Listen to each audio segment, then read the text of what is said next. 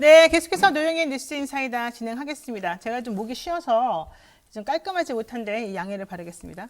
자, 요즘 국회 지금 이른바 대장동 국감 때문에 아주 시끄러운데요. 이 대장동 의혹을 두고서 이재명 후보 그리고 윤석열 후보 엄청나게 지금 서로 충돌하고 있습니다. 그런데 또 뭐 여론조사 나온 거는 오히려 1대1 구도를 해봤을 때 윤석열 후보가 더 높다 이렇게 나오는 경우도 있고 그래서 윤석열 후보 측에서는 좀 고무적이지 않을까 생각이 드는데요.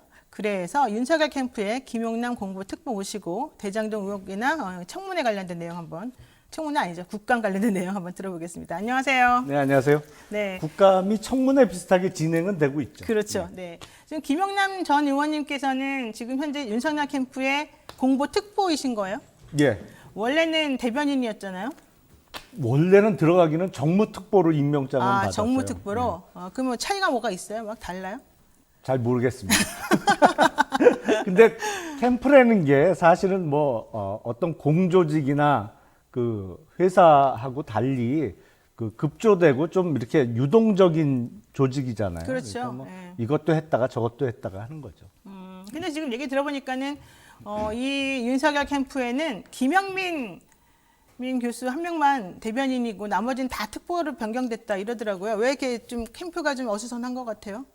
아무래도 대변인이 여러 명이다 보니까 이제 똑같은 멘트를 만들 수는 없잖아요. 그러니까 그 원보이스로 좀 가자. 그래서 대변인을 한 명으로 두고 공보특보로 좀 역할 분담을 했습니다. 그랬군요.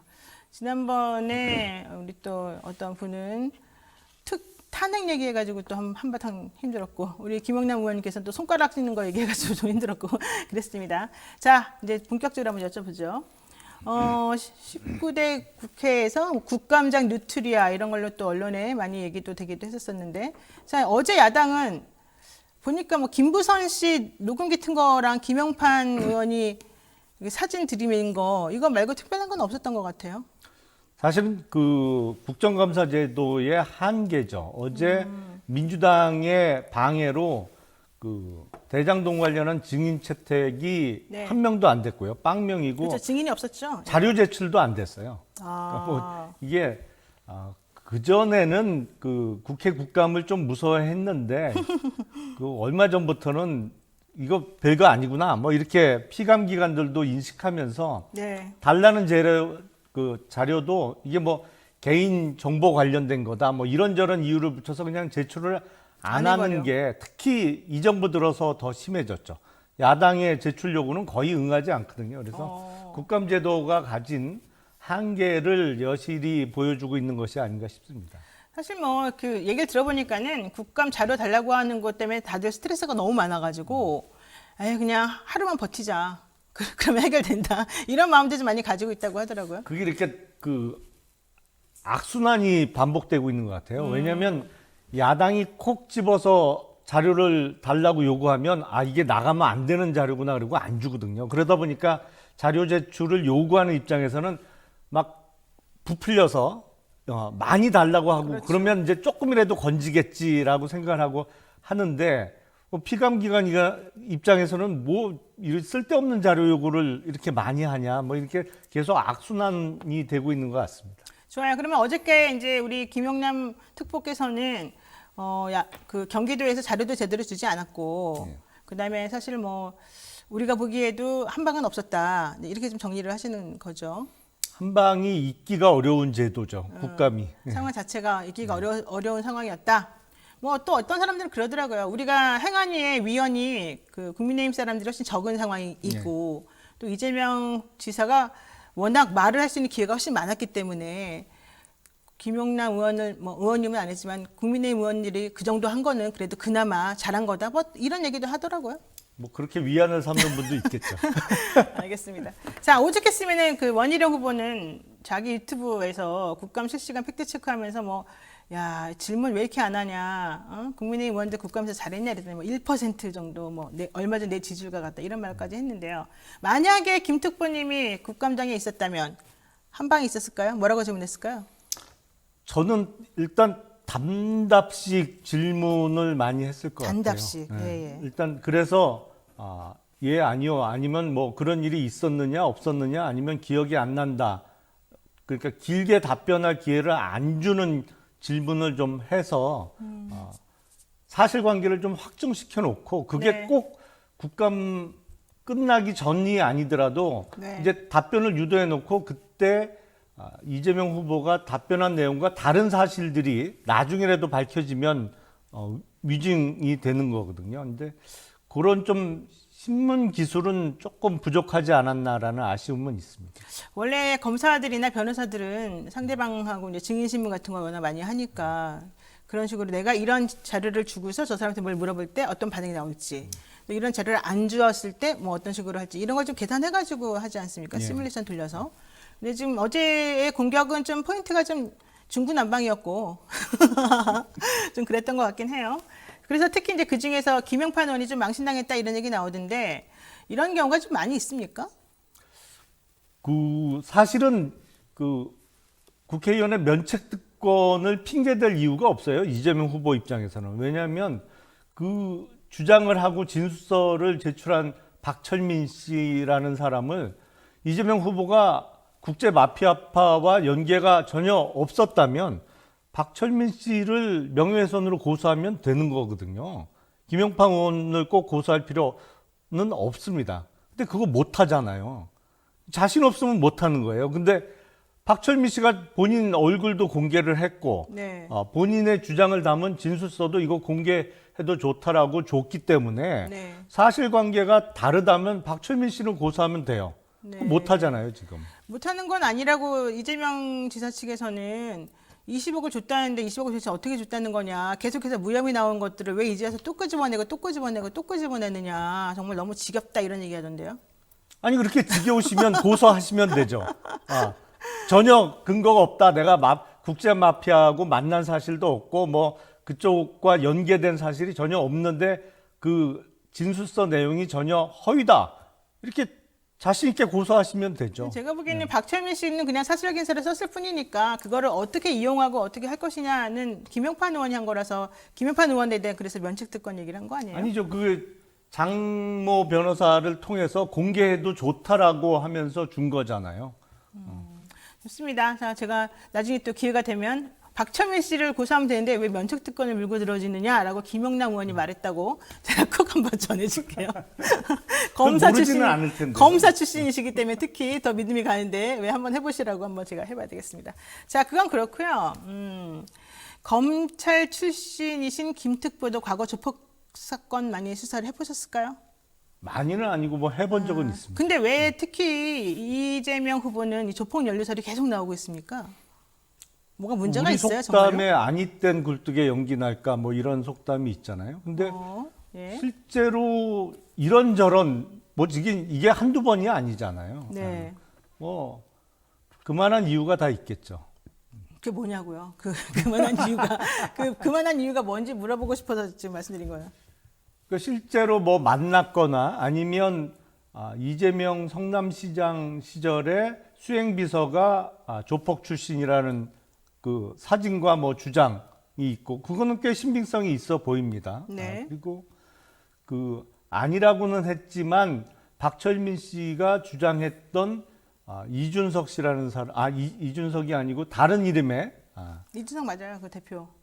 이태호라는 사람이 또 이태호. 등장하던데요. 네. 그 사람이 조폭 출신이라고 하는데 이재명 성남시장이 광화문 쪽에서 그 철야 농성을 할 때 뭐 경호를 썼다라는 사진도 SNS에 올라와 있는 게 있고요. 이런저런 조폭 연루설은 뭐 한두 번도 아니고 그리고 전혀 근거가 없는 주장도 아닌 것으로 보입니다. 주변에 조폭 출신 사람들하고 찍힌 사진들이 많이 있잖아요. 그래서 무슨 조폭적인 행동을 한 건 아니잖아요. 근데 이재명 지사가 조폭처럼 행동하거나 뭐 문제를 일으킨 건 아니잖아요. 그냥 변호사니까 변호사로서 사실은 조폭도 만날 수 있고 살인자도 만날 수 있는 거 아니에요? 근데 그건 다 시장이 된 이후에 찍힌 된 사진들이잖아요. 이후에. 예. 변호사로서 어떤 변호인 그런 게 변호 아니라 활동을 할 때 찍힌 사진이 아니고 네. 성남 시장 당선 이후에 찍힌 사진이고 그리고 시장이 뭐 직접 주먹 쓰나요?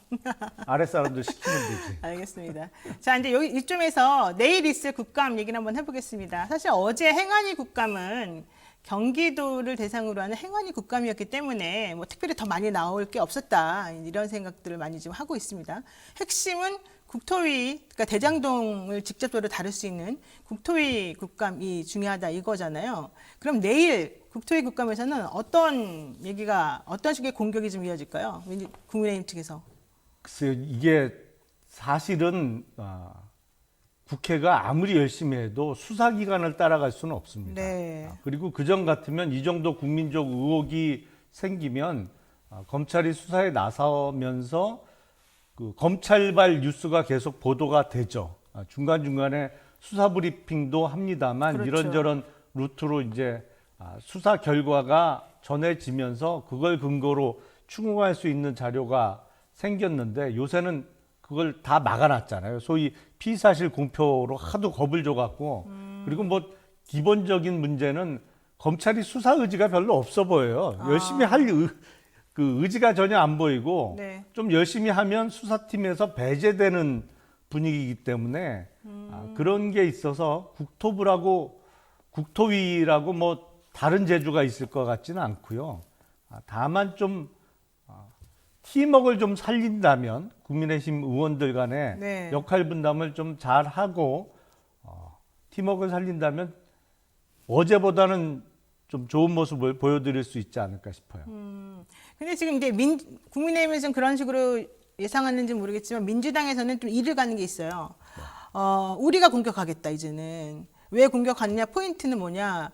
그 남욱 변호사가 2014년도 15년도에 검찰 수사 받을 당시에 받은 게 이제 변호사법 위반으로 기소가 되는 거잖아요. 근데 보통 검사들이 피의자를 봐주려고 할 때는 문제가 되는 혐의점이 여러 개가 있다면 그 중에 가장 약한 거, 그런 거는 그냥 하나를 쫙 찍어서 형식적으로 기소를 하고 나머지는 안 건드리는 형식, 내지는 수사 자체를 되게 부실하게 해가지고 올라가가지고 깨지도록 만드는 방식 뭐 이런 게 있는데 남욱 변호사에 대해서 윤석열 당시 검사가 맡았던 그 사건에서 그런 식으로 그냥 변호사법 위반으로만 기소가 되고 당시에 부산저축은행으로부터 돈 받은 그런 관련된 내용에 대해서는 전혀 터치를 안 한, 그러니까 대장동에서 그렇게 수많은 돈을 대출받게 된 게 좀 석연치 않은 부분이 있는데 그런 것들은 오히려 터치를 안 해서 좀 봐준 거 아니냐, 이제 이런 얘기들이 지금 민주당 쪽에서 나오거든요. 그 사실관계를 조금 정리를 해야 될 것 같습니다. 네네. 남욱 변호사가 2015년경인가요? 그때 구속될 때는 수원지검에서 수사가 이루어졌고요. 당시 윤석열 그 검사하고는 아무 상관없이 네. 이제 다른 검찰청도 따르고 담당 검사도 다른 사람이 했던 거고, 지금 말씀하신 이제 민주당 쪽의 의혹 제기는 2011년도인가요? 부산저축은행 그 파산했을 때 수사 관련해서 그때 부산저축은행에서도 대장동 쪽에 PF 자금 대출이 나갔는데 네. 왜 그때 그걸 안 철저하게 건드렸다. 수사가 안 됐냐, 뭐 네. 이런 민주당 쪽의 그 의혹 제기가 있는 건데, 네. 부산저축은행은요 전국에 그런 PF 대출을 수십 군데 이상 했습니다 그때. 그러다가 결국에 그게 부실화돼서 파산에 이르게 됐습니다만, 네네. 저축은행 사건 수사는 이게 그 핵심적인 그 경영진이나 그 소유주들의 횡령 의혹이 1차 수사 대상이고요. 대부분 그렇게 부실화된 대출은 전부 예금보험공사로 넘어갑니다. 그래서 거기서 부실채권 회수도 담당하지만 예. 부실채권 조사단이 있어서 거기서 1차적인 그 스크린을 해서 혐의가 있으면 이제 예금보험공사에서 검찰에 고발을 하게 되죠. 근데 그런 부실 대출이 하도 많아갖고 부산저축은행에서 예, 지금 너무 많아서. 예금보험공사에서도 그때 제대로 고발이 안 이루어진 것 같아요. 그러니까 더 부실하고 더 심각한 횡령이나 배임 의혹들이 많았기 때문에, 그러니까 수십 개 중에 하나였는데 그걸 왜 그때 못 집어냈냐, 이런 문제 제기인데요. 민주당 글쎄요, 그건 전지전능하길 바라는 거죠. 그거는 제도상 불가능합니다. 왜냐하면 그건 1차적으로 예금보험공사의 책임이에요. 부산저축은행의 부실대출과 관련한 것은. 그래요. 근데 어쨌든 그때 결국 대장동 그 대출금, 그게 이제 부산저축은행에서 1,100억 원이 넘게 돈이 나왔었는데, 이 대출 알선했던 이강길 씨가 사실은 문제가 될 수 있었고 문제를 삼았어야 되는데 그때 당시에 다 봐줬다는 거예요. 지금 얘기가. 그리고 물론 나중에 4년 뒤에 이제 처벌은 받았습니다만은 원래 2011년도에 처벌 받을 수 있었는데 그거는 봐줬던 거. 그 윤 전 총장이 봐줬기 때문 아니냐 뭐 이런 얘기 같아요. 글쎄 봐준 것보다는 부산저축은행은 워낙 부실한 대출이 많아서 글쎄 그 어느 선에서는 잘라야 되거든요. 네. 수사라는 게 네. 뭐 미주알 고주알 다 할 수는 없습니다. 그런 능력도 안 되고 시간적인 제약도 있는 것이고요. 그 대출 알선자는 아마 한 4년 뒤쯤에 다른 사건으로 수사가 시작되면서 뭐 네, 거기까지 구속화됐어요. 번져 예. 갔던 것이고요.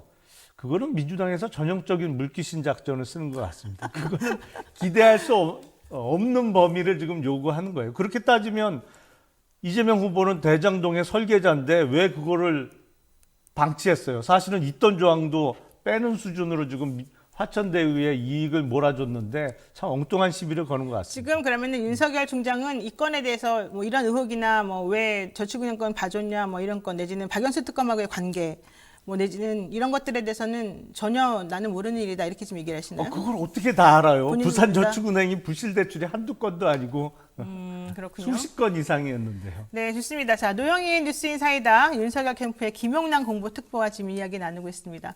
궁금한 내용이나 뭐 얘기하고 싶으신 거 있으시면은 저한테 얘기하시기 바라고요. 이런 정님 한님께서 이런 얘기 물어보시네요. 김용남 의원님, 1,100억 원은 푼돈인가요, 아닌가요? 이러고 이제 아마 어제 50억 푼돈 얘기 나오니까 이런 얘기 물어보나 봐요. 당연히. 큰 돈인 건 맞는데 부산저축은행에서 부실한 대출로 나간 돈 중에는 절대로 큰 금액은 아닙니다. 아, 그보다 더 큰 금액이 많았고 그보다 더 심각한 부실 대출이 많았기 때문에 네. 그리고 그러니까 설명드렸습니다만 수사라는 거는 다 할 수는 없어요. 어느 선에서 끊어야 되는 거지. 그리고 기본적으로 주요 범죄 사실 외에는 다 예금보험공사로 넘어간다니까요. 그 사안 자체가. 네. 근데 어쨌든 이 얘기는 해요. 어쨌든 부산저축은행 사건 부실 수사한 건 팩트 아닙니까? 그럼 책임을 져야죠. 국민의 세금으로 월급을 받는 자가 수사를 잘못하거나 수사를 안 해서 국민의 혈세가 낭비된 거 아니겠습니까? 예금보험공사가 책임진다 하더라도 그 돈은 뭐 다 그냥 꽁돈입니까? 이런 얘기 지금 하십니다. 다 할 수 있는 인력과 시간이 주어진다면야 좋겠죠. 근데 현실적으로 그건 불가능합니다. 좋습니다. 자, 요 얘기 한번 해보겠습니다. 홍준표 후보 지금 계속해서 이재명 후보하고 윤석열 후보 지금 같은 급으로 취급을 하고 있어요. 홍준표 후보께서 뭐 적대적 공생 전략 뭐 이런 얘기도 사실 나오는데 어쨌든 간에 도덕성 대선 이렇게 얘기를 하면서 결과적으로는 나는 제일 깨끗하고 저쪽 두 명은 다 그렇다 이제 이런 얘기하는 거 아니겠습니까? 이거 어떻게 보세요? 뭐 경선 중이니까요. 경쟁하는 입장에서 아무래도 이기기 위해서 그런 말씀을 하시는 것 같아요. 예. 근데 수위가 지금 세요. 더러운 후보들끼리 범죄자 대선이 된다. 뭐 이런 얘기하면서 되게 기분 나쁠 것 같아요. 윤캠프 쪽에서는. 사실은 이재명 후보하고 같은 선에 놓는다는 것 자체가 누구나 기분 나쁠 수밖에 없죠. 아 그래요? 또 같은 선에 놓는 거가 또 싫어요? 그럼요. 이재명 후보는 대선 출마 자체가 우리 정치사에 정말 큰 오점으로 남을 겁니다. 그래요. 그런데 어제 그래서 그랬는지 뭐 기분 나빠서 그랬는지 윤석열 후보가 토론 끝나고 나오면서 홍준표 후보를 탁탁 치면서 그 얘기했대잖아요. 그만하라 이렇게. 지금 보면은 보세요. 그만해라 진짜. 사실은 홍준표 후보가 54년생이고 윤석열 후보가 60년생이어서 6살이나 차이 나고 기수도 상당히 차이가 나는데 아 그만해라 진짜 이러면서 사실 저 모습을 보고 깜짝 놀랐다는 사람들이 많았었거든요. 어떻게 보십니까? 글쎄 저 멘트가 정확한지는 저랬대요. 잘 모르겠어요. 저 멘트는 저랬대요. 제가 물어보니까 그 기자를 통해서 물어봤어요. 저쪽에. 기자가 그걸 들었대요? 네, 기자가 확인을 해봤대요. 네. 박순봉 기자라고 경향신문 기자 있는데 네. 그 친구가 확인해봤대요. 어떻게 확인했대요? 홍준표 의원한테 물어봤죠. 그랬더니 홍준표 의원이 대범한가 봐요. 그게 크게 문제 삼지는 않으면서 어쨌든 그렇게 말을 했다고 하더라고요. 뭐 웃으면서 고생했다는 의미에서 서로 뭐 그런 얘기는 주고 받은 모양입니다. 뭐 확인을 했다고 하니까. 근데 원래 그 홍준표 후보께서 그 검사 생활은 그렇게 오래 안 하셨거든요. 그렇죠, 근데 오래 정치권 입문은 빨랐죠. 근데 그 같은 검찰 출신으로 정치권 선배들을 예우 안 해주기로 사실은 유명하셨어요. 홍준표 후보도. 예. 네, 그렇죠. 예. 그래서 모 검찰총장 출신 당시 국회의원은 홍준표 의원한테 무시당하는 게 싫어서 내가 국회의원 안 한다. 뭐 이런 얘기가 나올 정도로. 아, 그런 것도 있습니까? 예. 어. 근데 꽁 잡는 게 매라고 보니까는 홍준표 후보를 윤석열 후보가 잡네요. 이렇게. 그런 건가요? 아니, 지금 윤석열 후보는 저 영상 지금 계속 그러니까 회자되고 화제가 되는 것에 대해서 특별한 언급은 없어요? 이제 뭐 특별한 언급은 없고 홍준표 후보께서도 어떤 문제 제기를 하지는 않았던 거 아닌가요? 예. 네, 맞아요. 홍준표 후보한테 물어봤더니 그렇게 대수롭지 않게 넘겼다. 예. 그래서 오히려 다들 놀랬다. 이런 얘기는 하는데 검사 출신들은 좀 다 그런 게 있나 보죠. 우리 검사 출신이시니까. 그렇게 넘어갔나 보죠. 그런 거 별로 기분 안 나쁘게 생각하고. 서로 웃으면서 그렇게 주고 받은 거죠. 그 심각한 상황은 아닌 것으로 보입니다. 그래요? 근데 어쨌든 이게 계속해서 윤석열 후보의 그 태도 논란하고 계속 연결이 되기 때문에 중도층 입장에서는 좀 불편해 보일 수도 있다. 이런 얘기가 계속 나오는데요. 그런 의미에서 최재형 전 감사원장을 윤석열 캠프에서도 사실은 좀 우리 도와주세요라고 했었잖아요. 그랬는데 그분이 홍준표 후보 쪽으로 가면서 도덕적인 부분에 있어서는 마치 윤석열 후보 쪽이 좀 안 좋은 것처럼 말하고 갔잖아요. 그건 어떻게 보십니까? 그래서 이런저런 이제 의혹 제기들이 있으니까 그렇게 비춰질 수는 있겠죠. 근데 대부분은 사실관계가 다른 것도 많고 특히 여권 쪽에서 아까 말씀드린 대로 이제 물귀신 작전 비슷하게 쓰는 것도 많거든요. 근데 최재형 후보께서는 보다 그런 면에서는 조금의 의혹도 난 용납 못하겠다 뭐 이런 입장이신 모양입니다. 근데 홍준표 후보께서는 이제 무죄 확정을 받아서 지금은 이제 정치 활동을 다시 재개하고 계셨습니다만 네네. 사실은 1심에서 실형까지도 받은 적이 있어요. 그 성완종 그렇죠. 회장 예, 예. 일제 관련한 나왔었죠. 그 불법 자금 관련해서. 근데 나중에 밝혀지고 무죄 확정되니까 이게 지금처럼 자유롭게 정치 활동을 하는 것처럼 진실은 시간의 문제 아닌가 싶습니다. 그러니까 최재형 전 원장이 그렇게 간 것에 대비돼서 또 주호영 예. 의원이 지금 윤 캠프에 합류했잖아요. 그것을 보고 지금 윤 캠프에서 사실은 대구 쪽이 흔들리고 있다라고 하는 위기의식 때문에 주호영 전 대표를 지금 영입한 거다 이런 얘기를 하더라고요. 위기의식이라기보다는 그 선거라는 게 아무래도 자기 편을 많이 확보하는 쪽이 이기는 게임인데 네.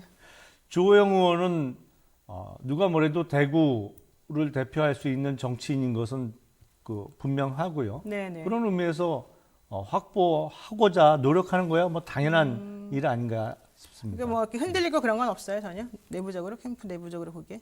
아니 흔들리는 건 없고요. 그런 거 없어요? 다만 열심히는 해야죠. 열심히 한다. 지금 홍준표 후보 측에서 김건희 씨 계좌 공개하라고 지금 계속해서 압력을 넣고 있습니다. 2010년도 신한증권 거래 내역 공개한다. 공개되는 겁니까? 이번 주 내로 준비되면은 공개를 할 예정입니다. 근데 공개하면 특별히 나올 게 있어요? 글쎄 뭐가 나올 수 있을지 모르겠어요. 네, 저는 이걸 공개가 무슨 의미가 있는지 잘 모르겠는데. 예, 저도 잘 모르겠습니다. 그래도 어쨌든 간에 일단 공개하겠다. 사실은 근데 그거보다는 윤석열 후보가 얘기하는 그 계좌를 다른 사람에게 위탁해서 좀 쓰게 했다. 이 부분이 더 핵심 아니에요? 사실은 이 도이치모터스 주가 조작 관련 사건에서는. 아니 그러니까 돈을 맡기면서 좀 주식을 잘한다고 하니 그게 가능할까요? 근데 그건 좀 말이 안 된다고 회계사들이 다 그러던데. 왜 말이 안 되죠? 자기 계좌인데 자기가 하는 거지 뭘 남한테 위탁해서 그 사람이 알아서 막 하고 이거는 그럼 아무 책임이 없고 그 사람이 주가 조작한 거는 나랑 상관없는 거다 이렇게 말해도 되냐 아니, 근데 이건데. 저도 한 20여 년 전에 20년이 좀 넘었군요. 네. 증권회사 다니는 고등학교 친구한테 증권회사 대신 직원이니까 해달라고 했어요? 예, 계좌 주고? 맡겼거든요.